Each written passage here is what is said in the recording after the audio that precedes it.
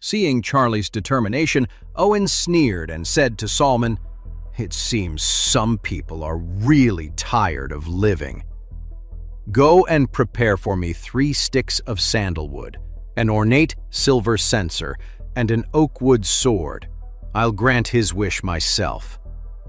Solomon didn't dare to hesitate and had everything ready in a flash. A moment later, sandalwood was burning in the censer, sending a thin curl of smoke into the air. Mr. Owen raised the oak wood sword, chanting under his breath. Standing next to him, Christian started to feel dizzy, as if his head was pounding and his temples were throbbing. He tried to bear it, but he really couldn't stand it and pleaded, "Mr. Pierce, how much longer is this energy alignment session going to continue?" "Your family's aura is very heavy," Owen replied. "This reaction is a sign that it's working. It needs time to do its job. Please, just hang in there for a little while longer." Hearing Master Pierce's command, Christian could only grit his teeth and endure. But the longer he had to be patient, the more uncomfortable he became. He wasn't just nauseous. A sharp pain was now stabbing through his head. But fortunately, a charm he wore on his chest suddenly grew intensely warm, the heat spreading through him and protecting his heart, keeping him from collapsing on the spot. Christian was shocked. "Isn't this the charm Charlie gave me?" Unaware of what Christian was thinking, Owen took a sip of water and sprayed it onto the oak wood sword, then swiped the blade through the rising smoke. Just as the sword swept across the smoke, Christian suddenly felt like he'd been hit hard in the head. A sweet, coppery taste filled his mouth, and a spray of blood spurted from his lips. "Uncle!" Stephen cried out, shocked, and rushed forward to hold him up. But Christian's face was ashen, and he didn't even have the strength to speak. "Mr. Pierce, what happened to my uncle?" Stephen asked anxiously. Owen's expression remained unchanged. He said, "The Knox family's aura is too heavy. I had to break it with an aggressive energy alignment technique, and the head of the family is naturally the first to feel its effects." Christian struggled to pull his weakened body upright. "Thank you, Mr. Pierce, for setting this up," he managed to say. "I am grateful." After he had coughed up the blood, he actually felt a lot better. Not only that, but Stephen also felt the positive change in himself and quickly thanked Owen as well. Terry frowned and said, "Owen is really skilled. The evil spirits in the Knox family are so strong, and he managed to lessen them. The guy really knows his stuff." Everyone there was an expert in energy alignment, so they didn't need an explanation. They all understood that Owen had broken the curse of the Knox family's evil spirits, and they looked at him with newfound admiration. "Uncle, let's go sit over there." Stephen helped Christian to a chair, then turned to glare at Charlie. He said provocatively, "So, what do you have to say now? Hurry up and give our family our money back." Charlie smirked and said, "I can give you the money back, but I'm afraid Christian won't be around to spend it." "What?" Christian was completely shocked. Charlie glanced at him coldly and said, "Look at your palm. Do you see a thread of fate?" Christian's face went pale. He quickly turned his palms up and froze. He saw a faint thread of fate etched into his palm. This thread of fate started from the fate line on his palm and stretched all the way up his arm. Christian was horrified. "What is this? I didn't have this before." Charlie said coldly, "This is your fate line. The Knox family is so cursed that Owen is using your life to resolve it. In 3 days, this thread of fate will reach your elbow, and then you'll be dead. He's using the good karma you've built up over your life to change the Knox family's destiny." When Christian heard this, he was so shocked that he froze. Stephen was also panicking and quickly looked at everyone in the room. All the masters there nodded slightly when they saw what was happening. Christian wouldn't live for 3 days. Stephen dropped to his knees with a thud and begged Owen, "Mr. Pierce, please, save my uncle." Owen looked arrogant and sneered. The spell has been cast. How can it be undone? I used Christian's life in exchange for your family's survival. You should be thanking me." Skylar also turned pale. She bit her lower lip, struggling with what to do for a long moment, then dropped to her knees in front of Charlie. "Please," she begged, "save my dad." Charlie glanced at her and said dismissively, "Since your Knox family chose to believe in Owen, this has nothing to do with me. So why are you asking me to get involved?" Skylar's eyes were red. She gritted her teeth and said, "If you can save my dad, I'll do anything you want."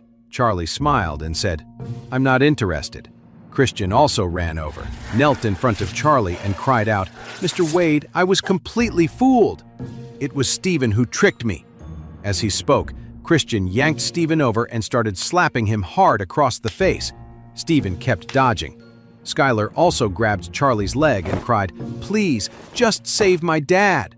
Please." Charlie sighed and said, "All right, everyone stand up. I was just scaring you. It's nothing.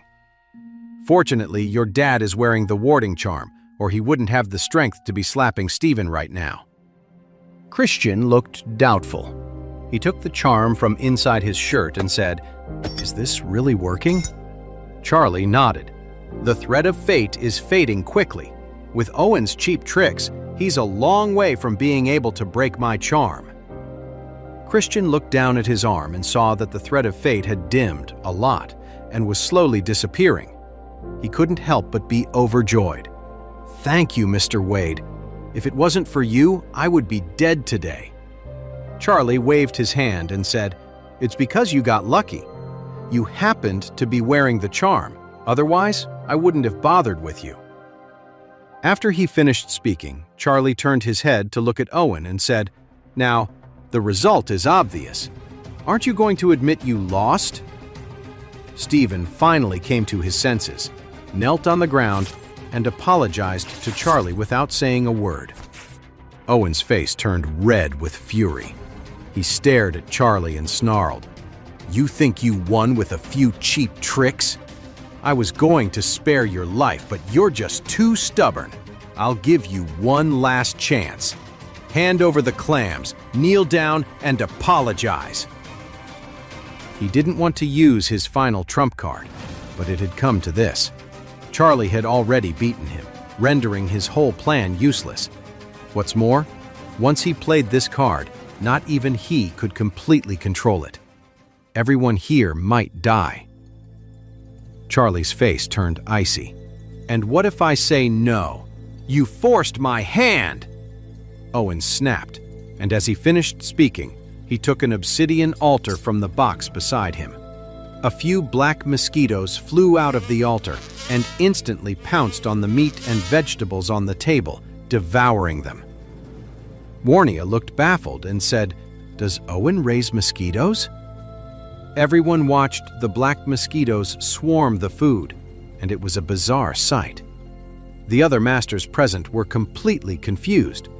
They had no idea what was going on and started murmuring to each other. But a moment later, the meat dishes that the black mosquitoes were eating rapidly changed color, and countless smaller black mosquitoes emerged from the meat. In less than 5 minutes, the fresh dishes on the table were all rotten and spoiled, and a dense swarm of mosquitoes emerged from them. There was a rooster on the grass in the yard, one that the Wyatt family kept. A few of the mosquitoes flew toward the rooster at an incredible speed. After more than 10 seconds, the rooster shrieked and flapped its wings wildly, then dropped to the ground, convulsed, and died. From the feathers of the dead chicken, a large black mosquito wriggled out and flew into the air. The swarm of black mosquitoes in the sky was thick, rushing toward the crowd like a tornado. The yard erupted into chaos, and the crowd scattered, desperately trying to get away. These black mosquitoes were extremely poisonous. They didn't just bite people, they also burrowed into the skin through the wound. The mosquitoes were tiny, only the size of grains of sand, and a bite would cause intense swelling and pain. The masters in the yard used every trick they knew, throwing lucky charms and chanting mantras, Some people even dove under the tables, while someone else jumped into the pool with a splash, screaming the whole time. What in the world is this? Warnia was terrified. It's a ghoul! Terry was shocked and furious.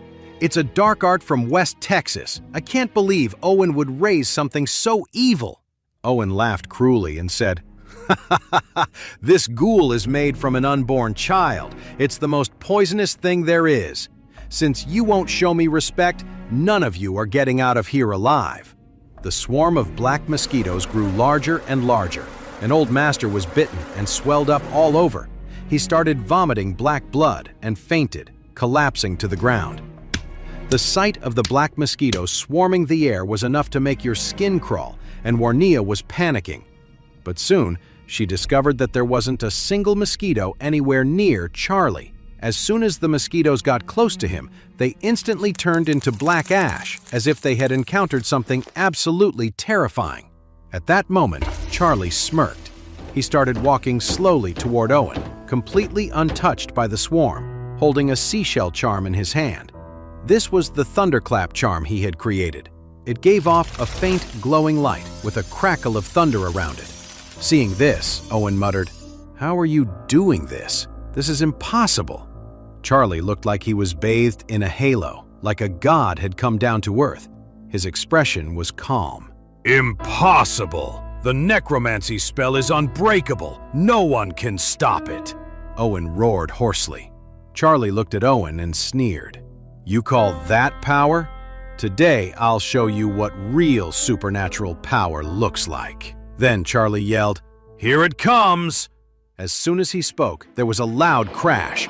In an instant, a clap of thunder shook the sky. The clear sky from just a moment ago suddenly filled with black clouds. In the blink of an eye, the entire sky was covered with dark clouds. "This is..." Terry looked up at the sky, too shocked to speak. Everyone, including Warnia, had the same stunned expression. Christian murmured, "It's a miracle." "This is a miracle!" A second later, a bolt of silver lightning shot straight down from the sky. A furious bolt of lightning struck the swarm of mosquitoes, instantly turning them to ash. Tables and chairs splintered, trees toppled over, and the air filled with the sharp smell of something burning. But Charlie just stood there, with his hand raised, staring coldly as the lightning flickered around his body. A powerful wind swept through the courtyard, and a heavy rain began to pour down, washing the whole area clean. A few seconds later, the crowd snapped out of it and started scrambling for cover, terrified of being struck by lightning. Wait, that's not the end. You've just had a free taste. Now get the full story on the Pocket FM app, link in description.